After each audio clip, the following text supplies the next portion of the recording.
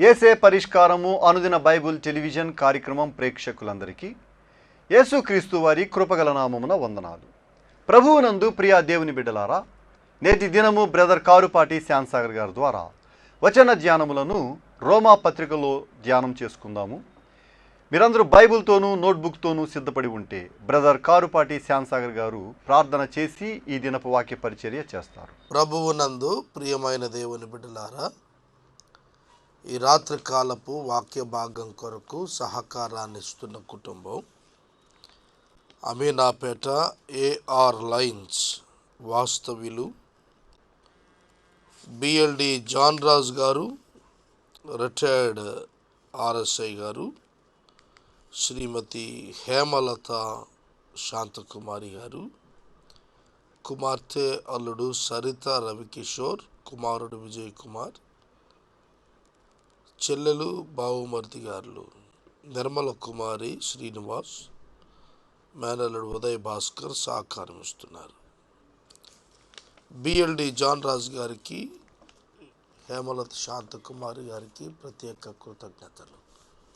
ప్రార్థన చేసుకుందాం. తలలో వంచండి, ప్రార్థనలో ఏకీభవించండి. ఎపిసోడ్ స్పాన్సర్స్ ముందుకు రావాలని ప్రార్థించిన వారికి ప్రత్యేక కృతజ్ఞతలు. ఇక ముందుకు ప్రార్థించుము అని మనవి చేస్తున్నాను. మమ్మల్ని మిక్కిలిగా ప్రేమిస్తున్న మా ప్రియ ప్రభువా, మీ పరిశుద్ధ ఘన నామమునకు స్తోత్రాలు. ఈ రాత్రికాలం మీ పాదాల చెంతకు వచ్చి ప్రార్థించి స్తుతిస్తున్నాం. వాక్యం కొరకు మీకు కృతజ్ఞతలు. రోమా పత్రిక ధ్యానాలు మా ప్రేక్షకులకు ఆశీర్వాదకరంగా మార్చుమని ప్రార్థిస్తున్నాను. బిఎల్డి జాన్ రాజ్ గారి కొరకు, శాంతకుమారి గారి కొరకు మీకు కృతజ్ఞతలు. సరిత కొరకు, రవికిషోర్ గారి కొరకు మీకు స్తోత్రాలు. కుటుంబ సభ్యులందరినీ మీరు దీవించమని ప్రార్థన చేస్తున్నాను. వాక్యము చేత మమ్మలను హెచ్చరిక చేయమని, దీవించమని యేసునామములో వేడుచున్నాము తండ్రి, ఆమేన్. ప్రభువునందు ప్రియమైన దేవుని బిడ్డలారా, దయచేసి మీ పరిశుద్ధ బైబిల్ గ్రంథాన్ని తెరవండి. రోమా పత్రిక, పరిశుద్ధుడైన పౌలు రోమీయులకు రాసిన రోమా పత్రిక 1వ అధ్యాయము 8వ వచనం నుండి వాక్యాన్ని గమనించండి. చదువుకుందాం. మీ విశ్వాసము సర్వలోకమున ప్రచురము చేయబడుచుండుటను బట్టి మొదట మీ అందరి నిమిత్తము యేసుక్రీస్తు ద్వారా నా దేవునికి కృతజ్ఞతాస్తుతులు చెల్లించుచు ఉన్నాను. రోమా పట్టణంలో ఉన్నటువంటి ప్రభువు బిడ్డలు కనపరుచుచు ఉన్నటువంటి విశ్వాసం అతి ఆశ్చర్యకరంగా, ఆశీర్వాదకరంగా ఇతరుల పక్షంగా ఉంది. సర్వలోకమున ప్రచురము చేయబడుచు ఉన్నది. దానిని బట్టి ప్రభువుకు కృతజ్ఞతలు చెల్లిస్తున్నాడు పౌలు గారు. రోమా పట్టణంలో ఉన్నటువంటి సంఘం తమ విశ్వాసాన్ని క్రియాపూర్వకంగా చాటుతున్నటువంటి వారు. అందుచేత పౌలు ఆ పట్టణంలో నుండి ఫలాన్ని ఆశించాడు. ఇప్పుడు ఎలాగైనను ఆటంకము లేకుండా మీ యొద్దకు వచ్చుటకు దేవుని చిత్తము వలన నాకు వీలు కలుగునేమో అని నా ప్రార్థనల యందు ఎల్లప్పుడూ ఆయనను బ్రతిమాలుకొనుచు మిమ్మును గూర్చి ఎడతెగక జ్ఞాపకం చేసుకొనుచున్నాను. ఇందుకు ఆయన కుమారుని సువార్త విషయమై నేను నా ఆత్మయందు సేవించుచున్న దేవుడే నాకు సాక్షి. పౌలు గారు తాను సేవిస్తున్న దేవుని ఎదుట తాను సాక్షిగా మాట్లాడుతున్నాడు.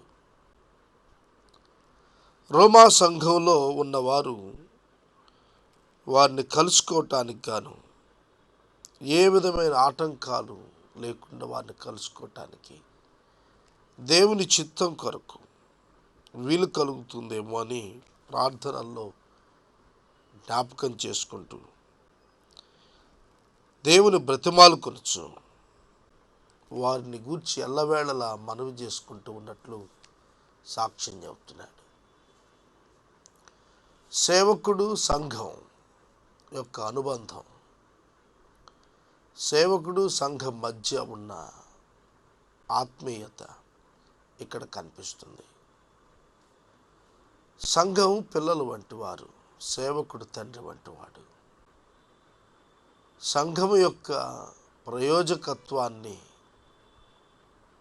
సేవకుడిగా పౌలు గుర్తించినప్పుడు వారి నిమిత్తం నిత్యం జ్ఞాపకం చేసుకుంటూ వారిని కలుసుకోవాలని ప్రభువును ప్రార్థన చేస్తూ వచ్చాడు. సోదరుడా, సోదరి, సంఘం పట్ల ఒక సేవకుడిగా ఎటువంటి తాత్పర్యం, ఎటువంటి ఉద్దేశం కలిగి ఉంటున్నాం మనం? వారి నిమిత్తం ప్రార్థనల్లో నిత్యం జ్ఞాపకం చేసుకునే అనుభవం ఉంటుందా? పౌలు గారి పరిచర్య అందుకే ఫలించింది. మీరు స్థిరపడవలనని, అనగా మీకును నాకును కలిగి ఉన్న విశ్వాసం చేత, అనగా మనము ఒకరి విశ్వాసము చేత ఒకరము ఆదరణ పొందవలెనని, ఆత్మ సంబంధమైన కృపావరం ఏదైనాను మీకు ఇచ్చుటకు మిమ్మును చూడవలెనని మిగుల అపేక్షించు ఉన్నాను. పౌలు గారు లేఖను రాసేప్పటికీ రోమా పట్టణాన్ని చూడలేదు, రోమా సంఘాన్ని చూడలేదు. అందుకే రాస్తున్నాడు, మిమ్మల్ని చూడాలని అపేక్షిస్తున్నాను, ఆత్మ సంబంధమైన కృపావరం ఏదైనా మీకు ఇవ్వాలని నేను ఎదురు చూస్తున్నాను. ఆత్మ సంబంధమైన కృపావరాలు దేవుని యొక్క ఆత్మచేత అనుగ్రహించబడిన వరములు పరిశుద్ధాత్మ అభిషేకం ద్వారా వారికి కలిగేటట్లుగా వారికి విశ్వాసములో వృద్ధి మరియు దేవుని కృపావరాలు ఎలా అభ్యాసం చేసుకోవాలో వారికి నేర్పటానికి పౌలు భక్తుడు వారిని దర్శించాలనుకున్నాడు. మీరు స్థిరపడాలని అనే పదం అండర్లైన్ చేయండి.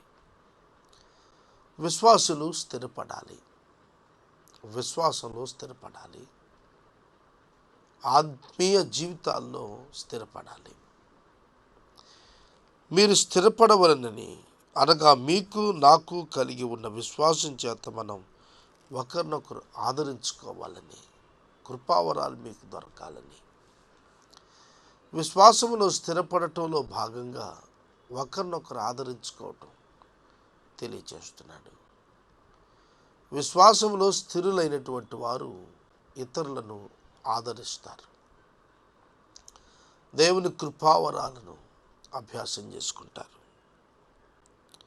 సహోదరులారా, నేను ఇతరులైన అన్యజనులలో ఫలము పొందినట్లు మీలో కూడా ఫలమేదైనను పొందవలెనని అనేక పర్యాయములు మీ యొద్దకు రానుద్దేశించి తిని, కానీ ఇదివరకు ఆటంకపరచబడి తిని, ఇది మీకు తెలియకుండుట నాకు ఇష్టము లేదు.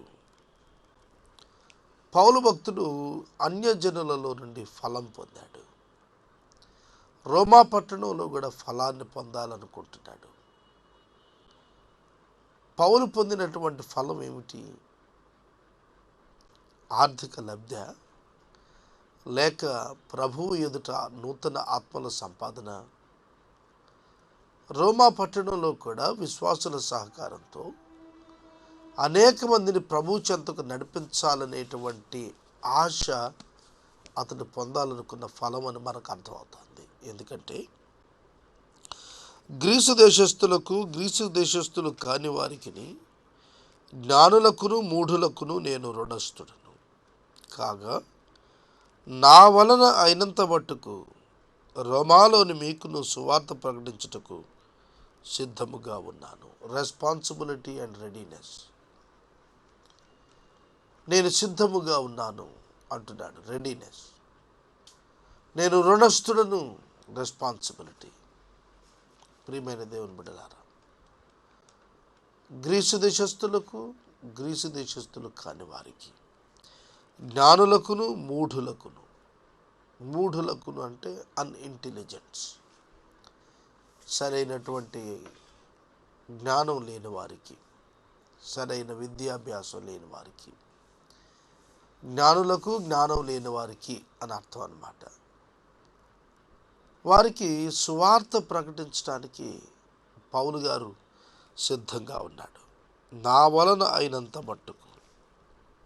ఈ మాట అండర్లైన్ చేసుకోండి. నా వలన అయినంత మట్టుకు సువార్త ప్రకటించడానికి సిద్ధంగా ఉన్నాను, నేను రుణస్థుడను అంటున్నాడు. నేను రుణస్థుడను అనే పదం ఎందుకు వాడుతున్నాడు? It is my responsibility to preach the gospel to the people. దేవుడు సువార్త ప్రకటన నాకు ఇచ్చిన భాగ్యం కనుక దానిని నెరవేర్చి నేను దేవునికి ఒక ఫలంగా వారిని అప్పగించాలి. రోమాపత్రికలో చివరి అధ్యాయంలోకి వెళ్ళేటప్పటికి చెబుతాడు, అన్యజనులనే ఫలం ప్రీతికరమైన అర్పణగా పరిశుద్ధాత్ముని చేత శుద్ధి చేయబడినదిగా దేవునికి ఇవ్వటం చాలా ఇష్టకరమైనటువంటి క్రియగా పౌలు గారు చెప్పుకున్నాడు. అన్యజనులు అను అర్పణ, అదే అతడు పొందాలనుకునే ఫలం. అనేక చోట్ల ఇలాంటి ఫలాన్ని పౌలు పొందాడు సువార్త ప్రకటన ద్వారా. ప్రభు రాజ్యానికి అనేక మంది అన్యజనులను వారసులనుగా చేయాలనే ప్రక్రియలో నేను రుణస్థుడును. It is my responsibility and my obligation. సువార్త ప్రకటన చేసేటువంటి వ్యక్తి అది తన బాధ్యతగా భావిస్తాడు. వారు సువార్త వినటం వారికి అవసరం అని మనం అనుకుంటాం, కానీ మత్తయి సువార్త 28వ అధ్యాయం చివరిలో ప్రభువు ఆజ్ఞ ఇచ్చాడు, మీరు సువార్త ప్రకటించండి అని. కనుక సువార్త ప్రకటన చేయటం సువార్థికుని బాధ్యత. ఇది సువార్థికునికి ఇవ్వబడిన ఆజ్ఞ. కనుక సువార్త ప్రకటన ఎవరికి అవసరం అంటే సువార్థికుడికి అవసరం, ఎందుకంటే దేవుడిచ్చిన బాధ్యత కనుక అతడు నేను రుణస్థుడను అనే పదం వాడుతున్నాడు. వారికి రుణం తీర్చుకోవటం ఏమిటి అనగా సువార్త ప్రకటించటమే. కనుక నేను సిద్ధంగానే ఉన్నాను అన్నాడు. సువార్తను గురించి నేను సిగ్గుపడువాడను కాను. ఏలయనగా నమ్ము ప్రతివానికి, మొదట యూదునికిని గ్రీసు దేశస్థునికి కూడా రక్షణ కలుగజేయుటకు సువార్త దేవుని శక్తి అయి ఉన్నది. సువార్తను గురించి నేను సిగ్గుపడువాడను కాను.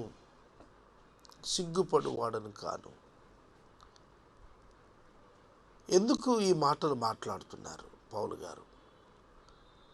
సువార్తను గురించి ఈ దినాల్లో అనేకులు సిగ్గుపడుతున్నారు. సువార్త ప్రకటించడానికి అనేకులు అభ్యంతరపడుతున్నారు. సువార్త ప్రకటించడం గొప్ప భాగ్యం, ఘనత అని ఎందుకు ఎంచుకోలేకపోతున్నాం మనం? ఆ సువార్త అంటే ఏంటో తెలియకే. అన్యజనులకు, గ్రీసు దేశస్థులకు, సమస్తమైన వారికి రక్షణ కలుగు చేయుటకు అది దేవుని శక్తి.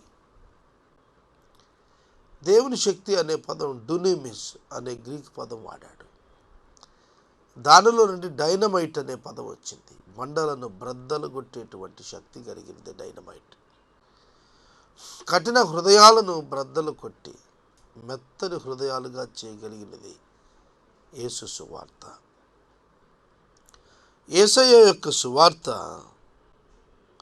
మనుషులకు రక్షణ కలుగు చేయటం కొరకైన దేవుని శక్తి. God's power revealed in gospel.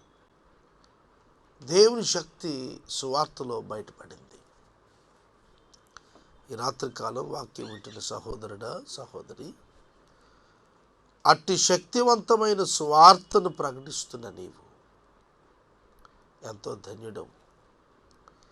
అటు శక్తివంతమైన సువార్తను ప్రకటించవలసిన అవసరత విశ్వాసులమైన మనందరి మీద మోపబడి ఉంది.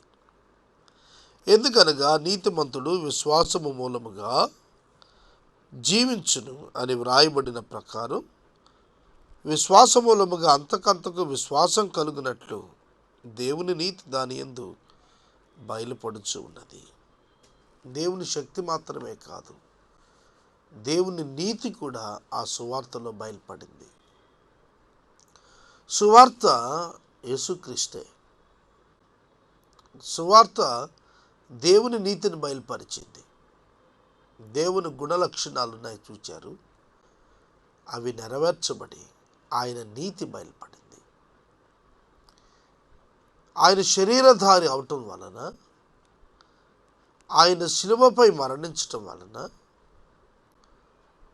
ఆ అద్భుత శిలువ కార్యం వలన యేసుక్రీస్తు ప్రభువారు శిలువలో పలికిన మాటలను మనం చూస్తే దేవుని నీతి బయలుపరచబడింది.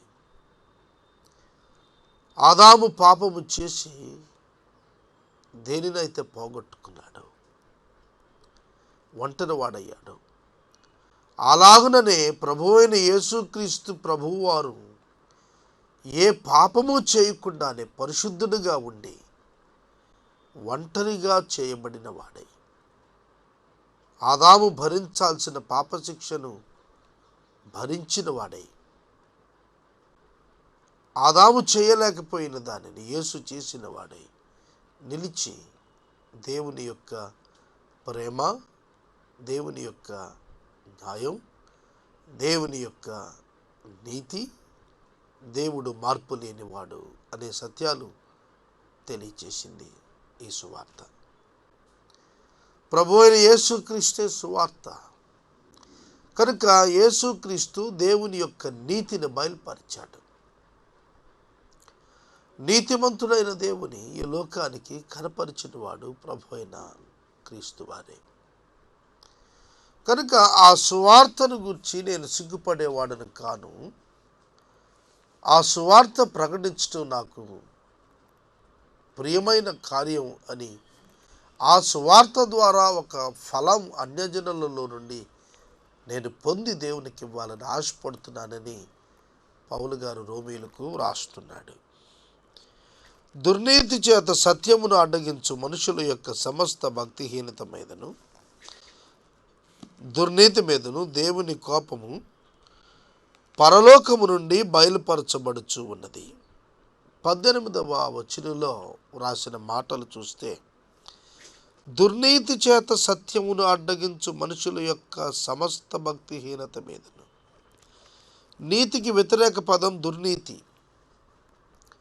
దుర్నీతి చేత సత్యాన్ని అడ్డం పరిచేటువంటి వారు, మనుషుల యొక్క సమస్త భక్తిహీనత మీదను, దుర్నీతి మీదను దేవుని కోపము పరలోకము నుండి బయలుపరచబడుతోంది. ప్రియమైన దేవుని బిడ్డలారా, సత్యమును దేవుడు బయలుపరిచాడు. ఆ సత్యమును అడ్డగిస్తోంది సమస్తమైనటువంటి భక్తిహీనత. ఆ సత్యమును వ్యతిరేకిస్తోంది సమస్తమైన భక్తిహీనత. సత్యాన్ని అడ్డగిస్తోంది సమస్తమైనటువంటి దుర్నీతి.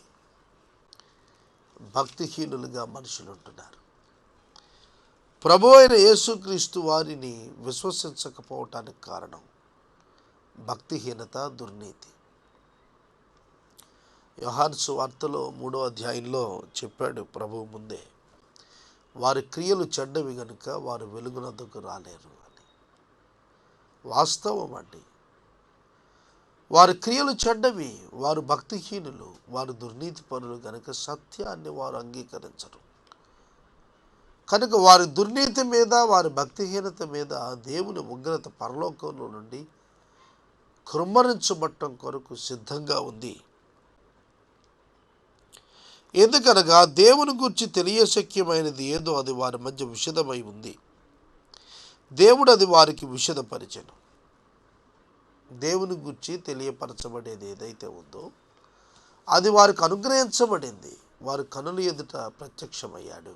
ఆయనే ప్రభు అయిన యేసుక్రీస్తు. కనుక సత్యమును నమ్మాలి. ఆయనే సత్యం. అది నమ్మకుండా భక్తిహీనతతో దుర్నీతితో ప్రవర్తించినటువంటి వారు ఆయన తృణీకరిస్తారు. వారి మధ్యన విశదీకరించబడినటువంటి సత్యాన్ని వారు నమ్మలేకపోతున్నారు. ఆయన అదృశ్య లక్షణములు అనగా ఆయన నిత్యశక్తియు దైవత్వమును జగదుత్పత్తి మొదలుకొని సృష్టించబడిన వస్తువులను ఆలోచించుట వలన తేటపడుచున్నవి గనుక వారు నిరతులై ఉన్నారు.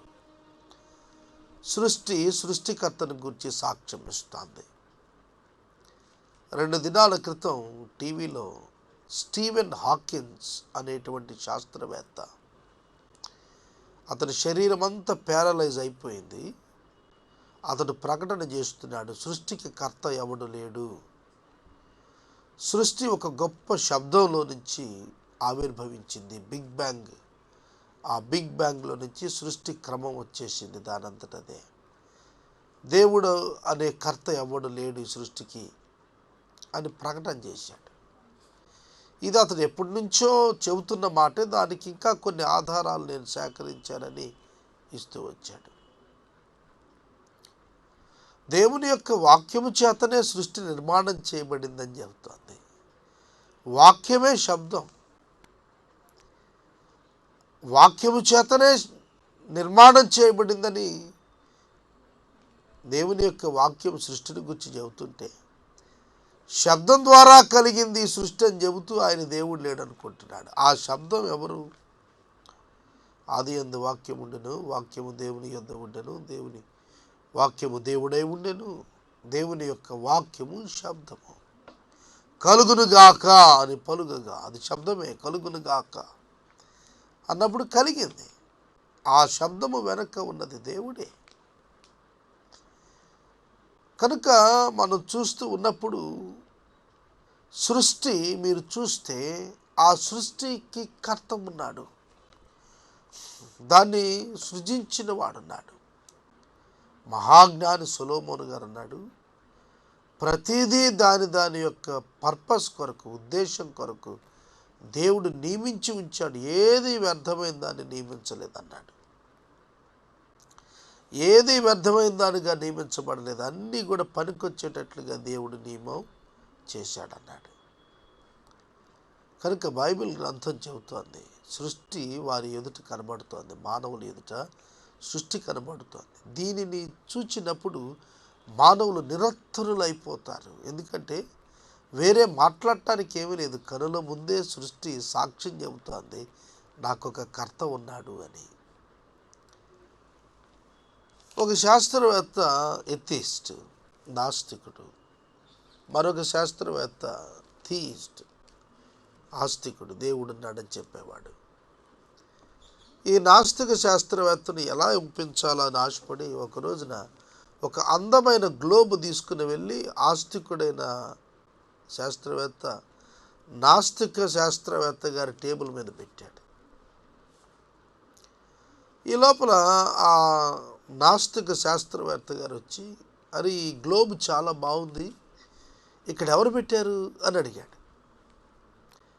అప్పుడు దేవుని నమ్మేటువంటి శాస్త్రవేత్త, ఆస్తికుడైన వాడు అన్నాడు, లేదు దానంతట అదే అక్కడికి వచ్చింది అన్నాడు. ఏమి నన్ను బుద్ధిహీనుడు అనుకుంటున్నావా? దానంతట అదే ఎట్లా వస్తుంది అని అడిగాడు నాస్తికుడైన శాస్త్రవేత్త, ఆస్తికుడైన శాస్త్రవేత్తను. ఈ చిన్ని గ్లోబును నీ టేబుల్ మీద పెట్టడానికి ఎవరో ఒకరు ఉండాలి అని అడుగుతున్న నువ్వు, ఈ విశ్వమంతటిని ఎంత అందంగా తీర్చిదిద్దినటువంటి ఒక దేవుడున్నాడంటే ఎందుకు నమ్మలేకపోతున్నావు ఫ్రెండ్ అని అడిగితే అతను సిగ్గుపడ్డాడట. అవును, సృష్టిని చూడండి. సొలొమోను విషయం జ్ఞాపకం చేస్తూ, ప్రభు గడ్డి పువ్వును చూడండి, సొలొమోను వైభవం కలిగిన వాడు సైతం ఆ విధంగా ఆ గడ్డి పువ్వుల అలంకరించబడలేదన్నాడు.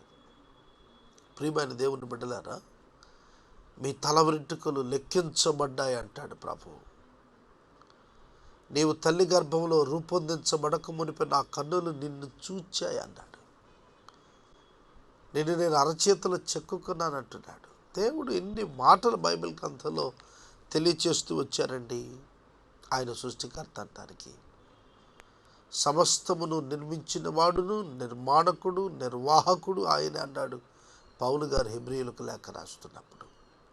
కనుక ఈ సృష్టి దేవుని యొక్క ఉనికిని గూర్చి మనుషుల ఎదుట గొప్ప సాక్షిగా నిలబడి ఉండగా మనుషులు దేవుడు లేడని చెప్పటానికి ఎట్లా సాధ్యమవుతుంది?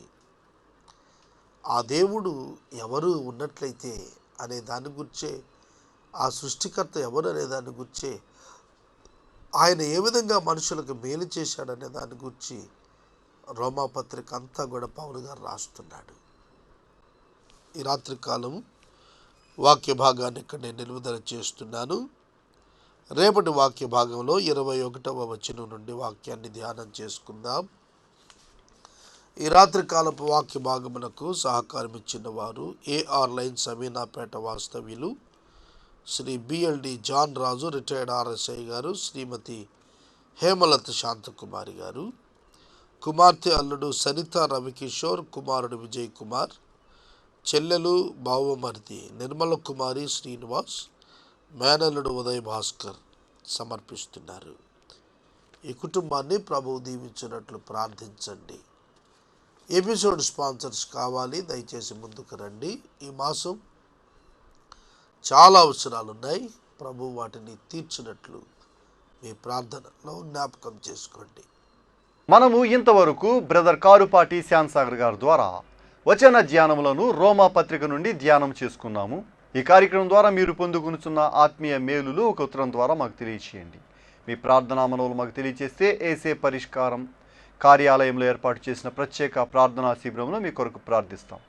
మీ కుటుంబ పక్షముగా ఒక ఎపిసోడ్ ప్రసారం చేయాలనుకున్నారు మాకు తెలియజేస్తే మా సిబ్బంది మీ గృహాలను దర్శిస్తారు. ముగింపు ప్రార్థన ఆశీర్వాదాలతో ఈ కార్యక్రమాన్ని ముగించుకుందాం. ప్రార్థన చేసుకుందాం. దయచేసి తలలో వంచండి, ప్రార్థనలో ఏకీభవించండి. మమ్మల్ని మిక్కిలుగా ప్రేమిస్తున్న మా ప్రభు మీకు స్తోత్రాలు. ఈ రాత్రి కాలం మేము వాక్యం చేత హెచ్చరిక చేయబడుటకు మీరు ఇచ్చిన కృపకై వందనాలు. మా ప్రేక్షకులను ఆశీర్వదించమని ప్రార్థన చేస్తున్నా. ప్రత్యేకంగా యేసే పరిష్కారం కొరకు ఆర్థిక సహకారాలను లేవనెత్తండి. బిఎల్డి జాన్ రాజు గారిని, శాంతకుమారి గారిని, సరిత రవికిషోర్, విజయ కుమార్ గారులను మీరు దీవించమని ప్రార్థిస్తున్నాం. ప్రత్యేకంగా జ్వరముల చేత బాధపడుతున్న వారికి విడుదల దయచేయమని ప్రార్థిస్తున్నాం. ఘనత మహిమ ప్రభావాలు మీరు పొందమని యేసు ప్రభు నామంలో వేడుచున్నాము తండ్రి, ఆమేన్. మన తండ్రి అయిన దేవుని ప్రేమ, కుమారుడైన యేసుక్రీస్తు ప్రభు వారి యొక్క కృప, పరిశుద్ధాత్మ దేవుని యొక్క అన్యోన్య సహవాసం సదాకాలం మనందరికీ తోడై ఉండును గాక. ఆమేన్.